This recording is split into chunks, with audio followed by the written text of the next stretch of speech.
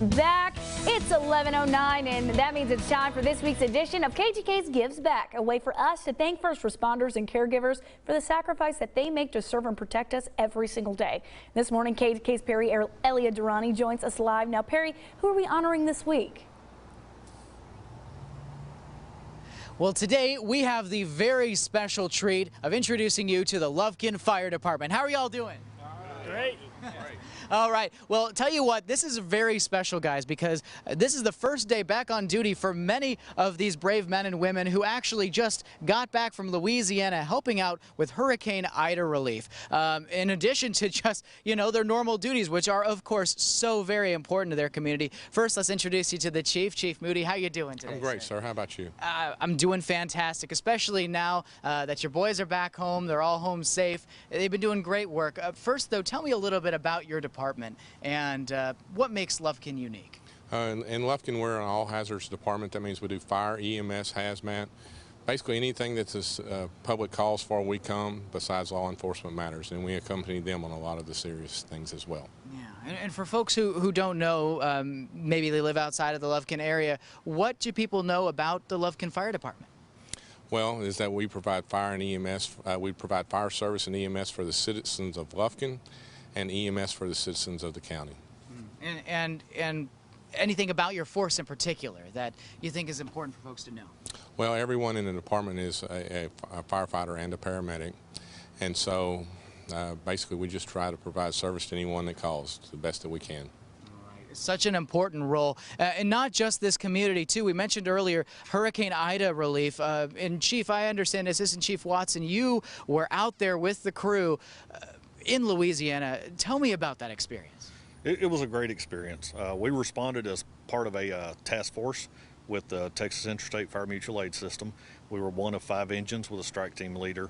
We staged for a few days, and then we were deployed to Lafitte, Louisiana, where we backed in and we helped cover the volunteer fire department and assist them with response to 911 calls within their area. We also did a lot of humanitarian aid. We helped at the point of distribution to hand out water, ice, MREs, other food products, and also cleaning supplies and things of that matter. We also did a lot of community support. We would go and do wash downs at different driveways and at the point of distribution, so that it was a position that was able to be used to hand out those supplies. There was a lot of muck and mud that had came in the flood, in the storm surge, and a lot of that had to be removed so that people could get around and be able to receive supplies. No, your team's very humble, talking about being selfless in this moment, but honestly, leaving families behind to go and do this work. 2 weeks, I understand, is how long y'all were out there. What were your reactions when you first got there? What were reactions of the people you were helping? We didn't really know what to expect, but when we got there was definitely a lot of flooding, a lot of mud. There was homes with some structural damage. There was one home that was moved probably 100 yards from its original foundation. Ended up in the middle of a road. But the whole community there, they were very supportive and appreciative for our presence. I bet. And a final thought here, why do this? Why go the extra mile to help our neighbors to the east? Why was that important to you guys?